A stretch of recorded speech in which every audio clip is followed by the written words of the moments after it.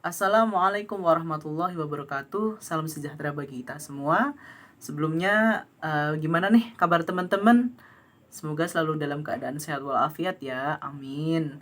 Oke, perkenalkan nama saya Muhammad Ridho. Saya dari Universitas Muhammadiyah Surakarta, jurusan Pendidikan Agama Islam. Pada kesempatan ini, saya berada di TPD kelas 6.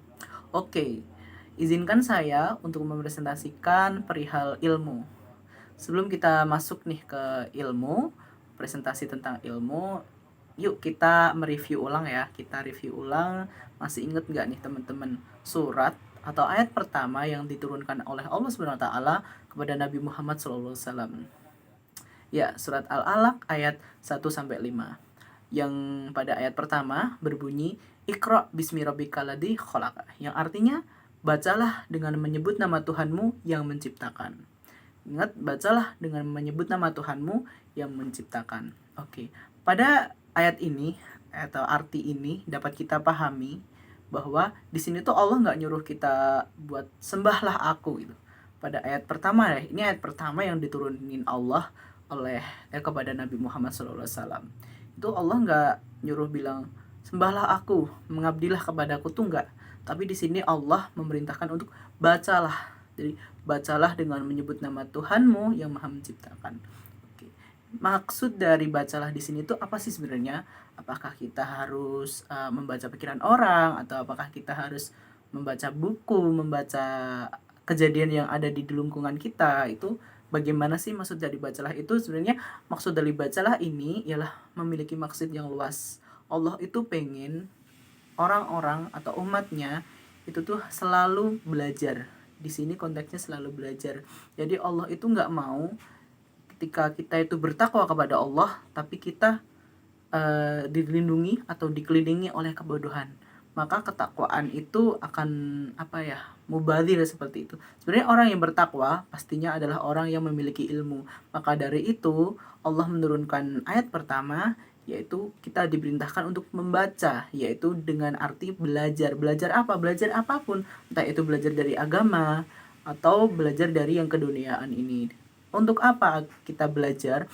Agar diri kita bisa memilah mana yang baik, mana yang enggak, mana yang bisa kita lakukan dan mana yang harus kita tinggalkan. Salah satu dari manfaat belajar itu, dan juga dalam manfaat dari belajar ialah kita sebagai manusia itu bisa memiliki pertimbangan tersendiri dalam melakukan apapun, dan kita juga memiliki wawasan yang bisa kita gunakan untuk kedepannya. Jadi belajar itu enggak untuk sekarang, tapi juga untuk masa yang akan datang juga. Seperti itu. Oke teman-teman, jadi itu tadi pembahasan yang bisa saya sampaikan, yang bisa kita diskusikan perihal ilmu. Semoga dengan adanya pembahasan ini, presentasi ini, teman-teman bisa lebih memotivasi lagi, bisa terdorong lagi untuk lebih meningkatkan keaktifan dalam belajar seperti itu. Oke, karena dalam belajar ini sebenarnya ditekankan ya oleh Islam. Dalam Islam sendiri juga menekankan, pada sebuah hadis juga bilang tolabul ilmi faridatun ala kulli muslimin, yaitu seorang muslim menuntut ilmu itu wajib bagi semua muslim.